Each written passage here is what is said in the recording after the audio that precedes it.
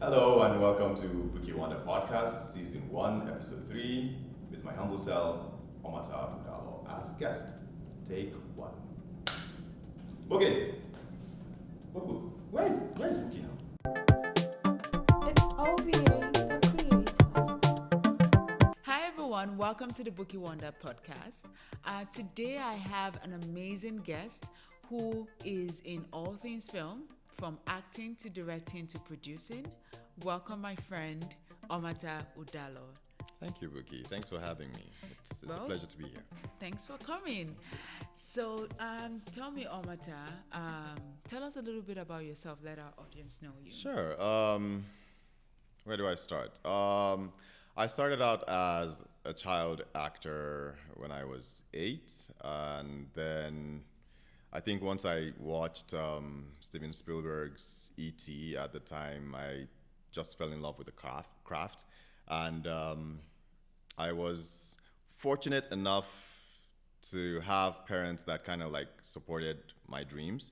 I grew up in a generation where, and a country where the arts was until recently not appreciated, and it was thought as a profession where it's for time wasters, no-gooders, people who have no future ambition kind of thing. So I count myself very, very lucky to have parents that supported my dream. My dad got me my first gig when I was 8, so I think that pretty much says it all. And then I furthered my studies in theater arts. I did a BA and MA in directing. And then through the years, funny enough, like in Canada and everywhere else, acting is a pretty difficult profession to break into and make a living off of. So back in Nigeria, I pretty much had a full-time gig, a full-time job, working in the oil and gas sector, and then I did the acting gigs on the side. At the time, I was not really in tune with Nollywood, so I was more TV than Nollywood. I did more TV stuff than Nollywood. I did a bit of Tinsel, some other shows, Tunde Bamisibing, and some other folks, Zook Sofala, and I worked with some other guys on TV and all that, right? And then I moved to Calgary, Canada, about 7-8 years ago. And for me, it was, okay, this is an opportunity to be exposed to the wider audience and get my craft going. And I thought at the time I was just going to jump right in and get a lucrative career as an actor and follow those ropes. And I was very disappointed at what I found out. First things first, I did not know where to start. I didn't know anyone. I didn't have friends. So I pretty much just took a leap of faith. At that time, luckily, social media was kind of like gaining a lot of ground. So I jumped on as many platforms as I could. I volunteered myself on a lot of indie projects out here. Shout out to JD Hodge, who I got my first gig with on an indie project. It's called Private Dicks. It's on YouTube. You guys go check it out. That project was my first gig in Canada, acting gig. I'd done some modeling stuff prior here as well with some other folks. And from that, I just got meeting with people on set, other actors, and, just kind of connected with folks and got talking, okay, what exactly happens in the industry? There was a guy on the set who had done a few professional jobs as well, so he kind of recommended me to the background casting director on Hell on Wheels. I got on that one, met some other folks there, and slowly my network started to grow. I found out I needed an agent. I got myself an agent. I got myself a talent agent, and slowly I kind of like immersed myself in the community. I got in touch with folks at the CSIF, just pretty much anything that would get me out there. NUTV folks from the U of C, I worked with them as well. Just pretty much, I volunteered my time as much as I could to learn the ropes, how it what's different from working in Nigeria and here, learning the ropes, trying to understand what needs to be done, kind of thing. And slowly, I'm happy to say that over the years, I've created a good repertoire of network colleagues, friends I'm proud of. And yeah, I've gotten on a few shows over the years. Winona Earp, Valerie, which was a feature film shot here in Calgary, Global Meltdown, quite a few others, some indies as well. Then subsequently, like, of course, the work was not substantial to make a living off of. And so I did have a day job.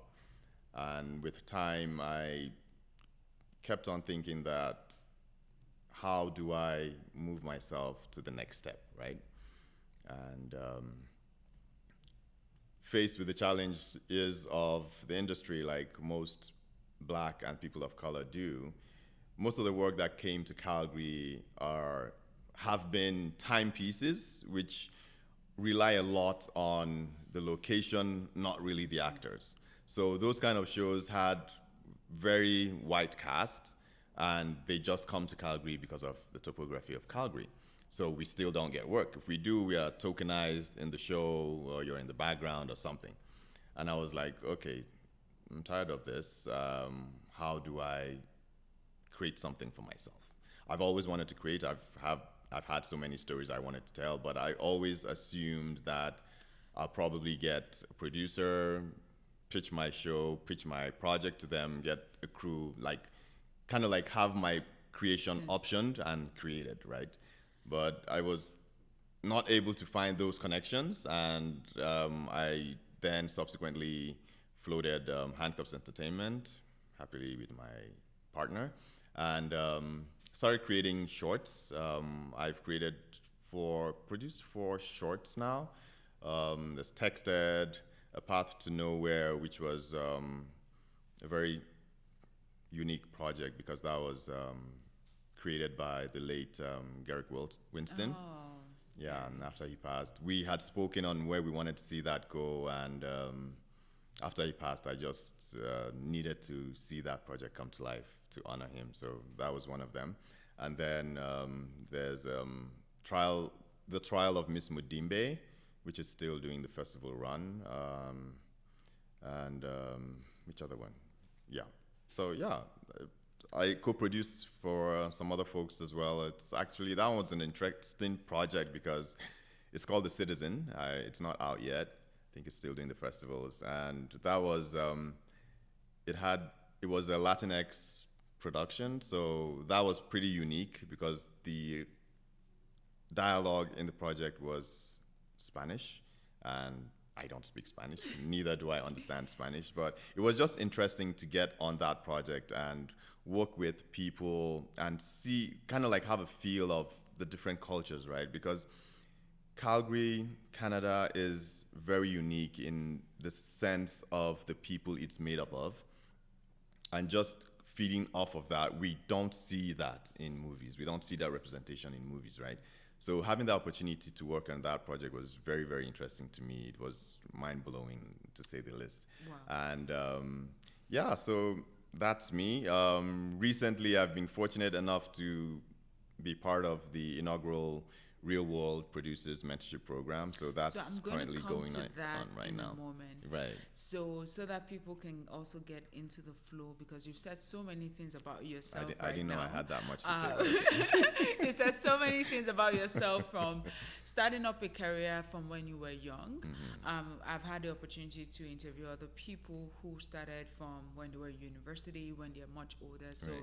this will be my first time bringing someone, a guest, who started from way when they were young. They knew they wanted to do this. Right. They actually went to school Right. for it, did a bachelor's, did a master's, which is amazing to Right. see but then you also still always had a full-time job, and now, moving to Canada. I think some key things you said here are very important, Right. because when you moved to Canada and you didn't know what to do, you started volunteering, looking out for projects you could volunteer, and that helped you to open up your network, Right. which helped you to now know, okay, this is the next opportunity. That's the next opportunity. Oh, this is the introduction to somebody Right. else. I think that's important because I'm sure that there are lots of new immigrants who are coming in and they're like, where do I even start Absolutely. from? Where's my Absolutely. starting point?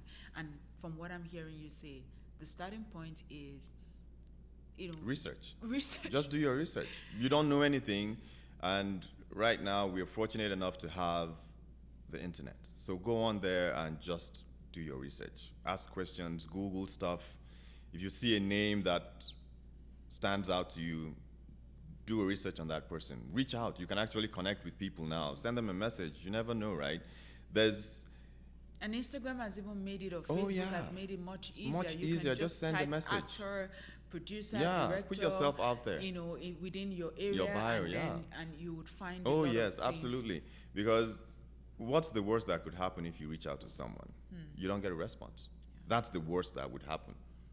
Other than that, it's either you get a yes or a no. And then you move on, right? At least you know that you've tried that door and it worked or it didn't. But not trying, you don't know if that door is going to work at all. So put yourself out there. I've had experiences where a lot of people I've met on sets or auditions and stuff, and especially black people. I'm going to be very particular about the black artists in Calgary. I've met tons of folks who always say there's no work coming to Calgary, there's no work for black actors. But the few creators, black creators in Calgary, do put out projects from time to time. Not just the black creators, but the other indie creators in Calgary do lots of indie projects, from the UFC, NUTV crew, all through, right? And the black artists do not want to take the leap of faith in putting themselves out there. If you see a call, submit yourself. Unless the call is specific about, okay, we're looking for a Caucasian or something. But if it does not, submit yourself. You never know.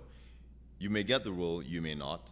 But the most important thing about that You've built is that network. you have connected with someone who would probably see your resume, your headshot, and be like, okay, you're not good for this project, but something else may come up. Or that person hears something from some other creator who's looking for people like, oh, okay, I know someone who reached out to me previously who wasn't good for my project, might be good for yours, kind of thing, right? And that's just how it starts. You have to put yourself out there. I think that's important. I remembered when I got into Calgary and I was just like, I want to get into the film. Derek was the first person I reached out to. Rest his I found soul. him, God rest his soul. I found him on Facebook. Mhm. I can't even remember, but I was just like, okay, I connected with him, Yeah. sent him a message, and he obliged me for coffee. Yes. And we went on coffee, and I remember that was where I got to know other filmmakers in the Nigerian space, and I was like, oh, you need to connect with this person, Yeah. you need to connect with that person, and that was how I started, and I think that was also how I got my first background job. Right. Background is not for me. I was just like, I didn't Nah, like it. nah, So nah. after that day, I just told myself I wasn't going to do. Background is a very unique bucket when it comes to production. I say that because it's a great way to meet people, for sure. It's a great way to get your feet wet. But I've discovered that there's something about background that kind of limits your career, especially if you want to really go all the way, right? As a background, once they see your face in a show, you can't really take another show, right? Another role, because you were this person in that show. So, and then over the years, some people actually get known as background. professional background And artists. there are people And that there are like people who are it. comfortable with that, Yeah, which is, don't get me wrong, right? I met a guy there. yeah. I think he must have been in his 50s, and he loves it. Yeah. Like he, No, it's fun. he is, It's actually he fun. has been on. Especially He's craft like, I'm just services. gonna Oh my come God. sit here, It's just you beautiful. know, enjoy myself, put on my music, Yeah. and he was having so Oh, much yeah. fun. But for me, I was just like, no, that's this is not what I want to do. Right. That's a personal, but I get it. They're professional background. Oh, yeah. Hollywood has them. Oh, yes. There are Oh, yeah, it's agencies a that thing. actually just Oh, yeah. cater to background artists. Yeah. There was a guy on Guilty Party that just shot. I don't know if they're done. Who was background, and I wasn't on background on that. My son was, but just talking with him was so amazing. The number of shows and gigs he's been on, the big projects he's been on as background is astounding, and that is what he does full time. And he is busy. Wow. He is busy. He's been on Star Trek. He's been on what's the other one? He was on the Avengers. He's been on like solid shows, right? Like, so yeah, it's a career on its own, but it really depends on your path, you know, and that is just not for me. So starting out, it's a good way to get your feet wet, meet people, connect, and just learn the ropes, if you will, kind of thing. From that, some people have started out as background and kind of through connections deviated into more of a technical role, going into the whole IATSE process and all that, you know. And then there are others who pivoted into mainstream acting, and you know. So yeah, there are so many facets to production and filming that you could just find your niche and kind of like stick to that, or branch out and explore, like some of us. Yeah. So tell me about your projects and about funding, because we all know that funding is that big word, is that one thing that limits filmmakers. Right. You and I know that you can't, you know, even when you're saying this is an unpaid gig, there's still production costs. There's still costs to rent cameras. Yeah. There's still costs for several things. A lot. Even when people volunteer their time. A lot. So how have you been able, when you decided to start up Handcuffs Entertainment, how have you been able to fund your projects? It's, to be honest, most of my projects have been self-funded and goodwill. Thank you, Calgary. The goodwill of people that I've met over the years, actors, DOPs, directors, you know, it's based off of the relationships you have created with those people that you are able to bring such projects to fruition. It's pretty much just goodwill. You, based on relationships, you try and align your timing to meet every other person's timing, and I guess it's pretty much the same way I kind of volunteered my time for them. It's like payback, I volunteer time for you, kind of thing, right? But I want to mention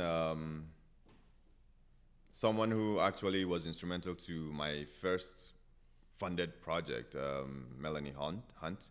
I approached her with that project to direct, and she saw that, she bought into the vision, and she saw the potential of that project, and she suggested that we try and get some funding for that, and you know, that kind of like opened the doors for me, relationship-wise, with CADA, the Calgary Arts Development Authority, and that was where we got our grant for that.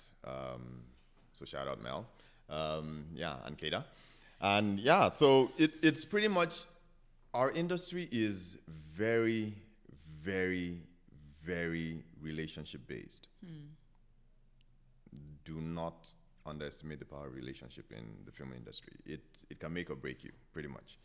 No matter how talented you are, word of mouth counts a lot in or against you, kind of thing, right? In your favor or against you. And it's just something to note that building relationships would take you far. The film industry in itself, you can't make a movie alone. Well, you can, but probably on your phone. But like if you want to really tell a story with characters and locations and costumes, you can't do everything alone. And that is where the relationship building comes in, right? Just the same way you can't do it alone, you have to have those people around you. You have to develop a team that you work well with and can buy into your vision and you trust pretty much, right? So it has a lot to do with relationship building and yeah, it's yeah. I think that that's important that you really emphasized on that, because I think even in anything, you know, in any as you grow, Yeah. you need to build relationships. yeah. Money can buy you some things, but at some point, your competence, your skills, Yeah. can only take you so far. It's relationship that will make you get the next promotion, even at Absolutely. work. Yeah. Because people want to work with people they like. Yeah. At a Yeah. higher level. Yeah. So You I wanna think be comfortable at so every I think given time. it applies to It anything. does. It does. And then more importantly in this industry, because of the fact that it is driven by people. It's driven It by is people. driven by people with You're different driving a skill sets. creation, right? You're Yeah. making something. So everyone has to be invested to actually create that to the best of their ability. Yeah, Yeah. to bring in their best food. Yeah. Especially if they're not being compensated so Oh much. yeah. People need to. Oh yeah. In the indie field, when you are not paying people, you have to be really, really nice, pleasant, patient. Just strokes. As artists, right? We are very egoistical.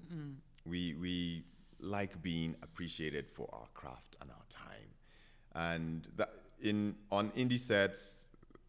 Garrick used to say that. A lot of people say that. I'm sure it's a thing in the industry, especially in indies and volunteer projects. If you're not paying someone for their time, at least feed them. Yeah.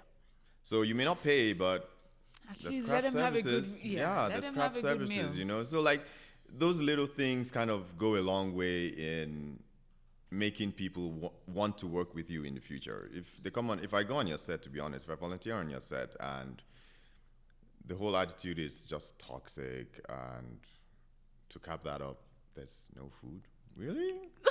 Really no food? With all this negative energy, and I'm not gonna like eat or something, But I'm just kidding. But yeah, it has a lot to do with just being able to placate, if you will, people's egos, stroke their egos the right way. Everyone has And just treat people an well. egoistic button that can be pushed in a certain way. Learn how to deal with that, and trust me, it just makes the set a whole lot easier and pleasant. Okay, so you talked about in your introduction, you were talking about CSIF. What role as CSIF? And CSIF is Calgary Society of Independent Filmmakers. That's right. Yeah. What role have they played in your journey as a Oh filmmaker? wow. CSIF. I recommend that to any filmmaker in Calgary. It's a nice hub to belong to. It's a learning space. It's a networking space. They offer their members discounted rates on equipment and stuff like that. Their editing suite, the sound booth. You can get that as a member for a very, very discounted rate. So that's a plus. And then the people there are just, I don't know how to put it. They're just the best. Guys from CSIF are just, I've met so many folks through CSIF that it's just mind-boggling, to be honest. The folks there are always ready and eager to learn. And one of the best things about CSIF, personally, I don't know about others, I'm speaking as a black artist, to me, it's a very safe space. I've never felt tokenized. I've never felt out of place. There are some forums that occur where I'm the only black person there, but I still do not feel out of place. Out of place, right? So the folks at CSIF I think their level of understanding diversity and inclusion is up there. It's up there. It's all about the people, not your race. So it's pretty much just about you. It has nothing to do with who who you are and where you're from, kind of thing. So CSIF is a great resource. I really like that. So at least filmmakers who are trying to produce know where to go. Yes. In terms of getting Yeah. equipments, getting a space. I once did an audition in their Space, right? in their Yeah, space. they're So really good. so you They're know really where to go supportive. now. They're You know, really if you're supportive. looking for any form of support for yourself as a filmmaker, just go there, see what they have, join their membership, and that's Absolutely. one useful thing. Yeah. I feel so. I say this confidently that I think you're pretty much the only person I've known for a few years as a black person, as an immigrant, that has been consistent. Thank you. Okay. I didn't know that. but In this film space that has Right. been consistent as an actor, like, because typically I'm just like, oh my god, Omatta is up to it again.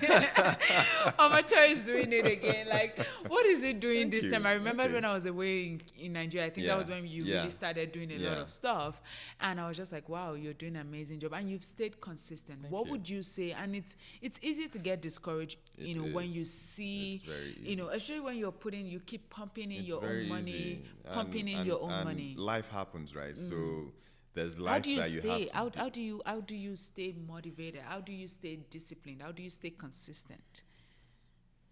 That's a good question. I don't know if I have the answer to that.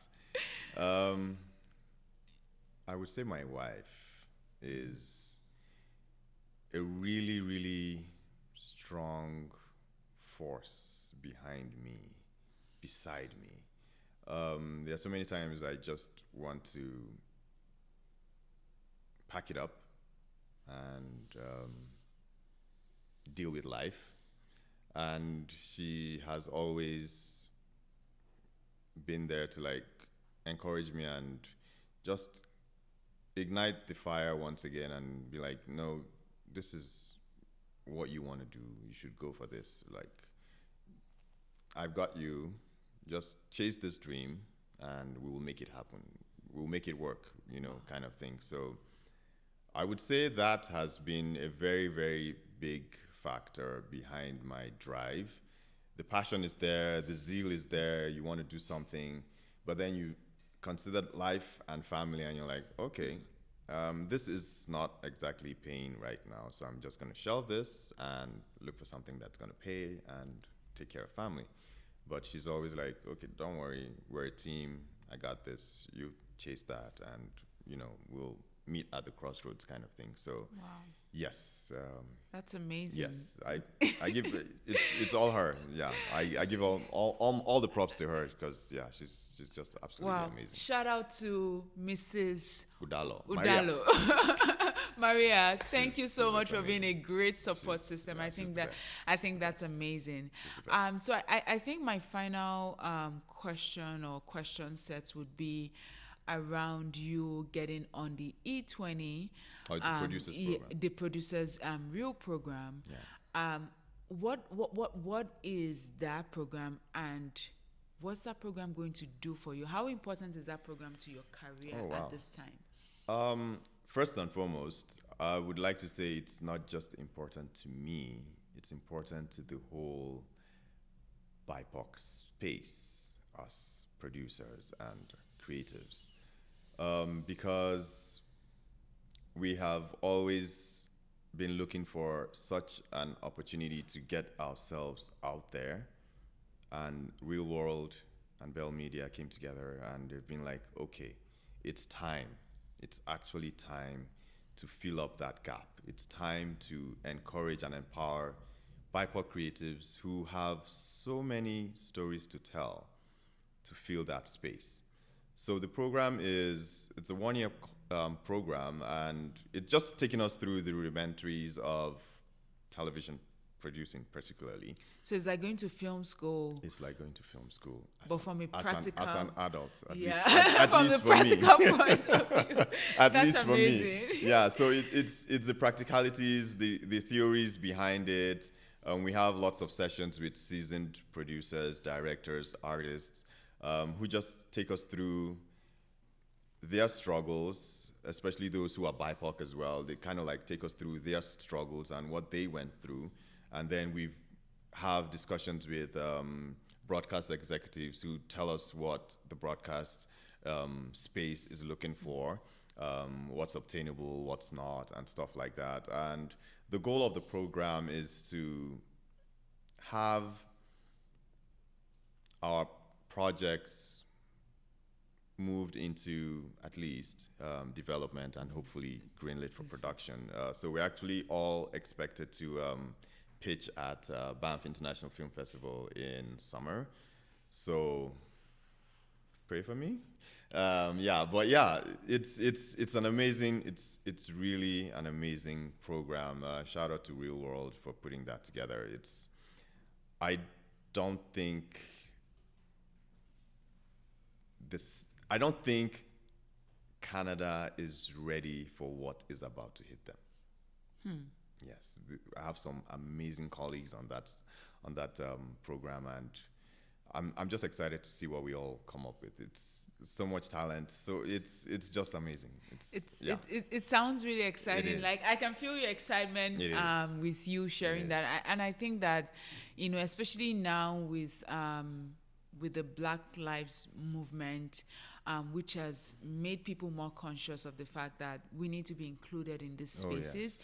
And I'm glad that Real World is focused on the BIPOC. There are other funding programs, and right now they're actually taking applications. Oh yeah, E20. For E20. E20, get on that. I would, when I post this, I'm going to put the link. So make sure you check the link for this to be able to apply. If you're a writer, a producer, a director, an actor, anybody in the talent world can actually participate in this. And these are part of the opportunities. If you're even just starting, even if you have you're a foreigner, you're just coming into Canada, where you're Absolutely. starting from, just look at their requirements and don't be shy to apply. Omatta actually is the only person from the Western Prairie. Yes, From the Prairie Prairie region.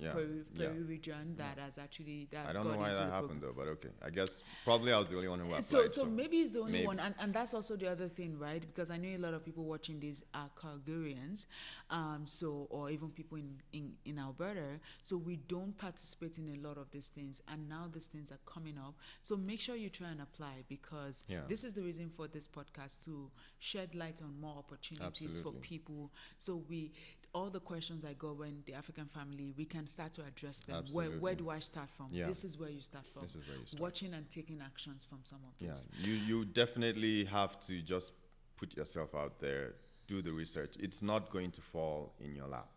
You have to go out and look for it. So putting yourself out there is the first step. Do your research, ask questions, connect with people, just network, and that's the only source of information you'll be able to get pointers on what to do, how to do it, how to go about this, who do I talk to about this, and another thing is it's great that Canada has pretty much the broadcasters and stuff everyone's now looking inwards and seeing how they can promote and accommodate Black content and BIPOC content generally, right?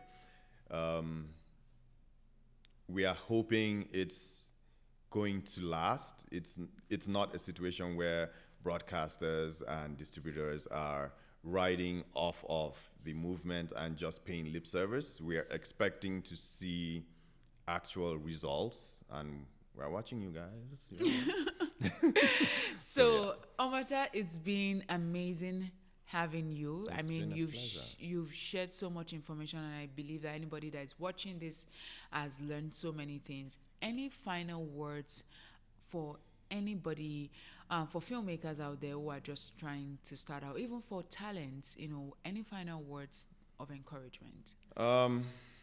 It's a difficult space. The entertainment world it's hard. It's not pleasant at times. It is fun. That's why we do it. I think it's one of the professions where working is actually playing, right? But irrespective of all that, don't give up. Chase your dream. Connect with people. I think one of the main things is connecting, kind of like when you connect with people, it just provides you with that support that you need. When you feel you want to give up, you reach out to someone and you might just get that encouragement that pushes you to the next level. So yeah, just keep doing what you do, connect with people, and in the words of my friend Garrick Winston, take someone out for coffee. I know it's hard in pandemic now, so yeah, you could do a virtual coffee date, something, and yeah, smile. Absolutely. Well, guys, that's the end, and ladies, that's the end of today's episode with Omatta Udalor. I really believe that you must have learned something here. There's nothing to add on everything that he has shared today. So make sure you take action. The most important thing from here is if at the end of the day you don't take action after listening to this, you're still going to be in the same position. So I'm hoping that this encourages you to not give up, to take action wherever you are. And until I come your way again, enjoy. Bye. Bye now. Bye. Thank you.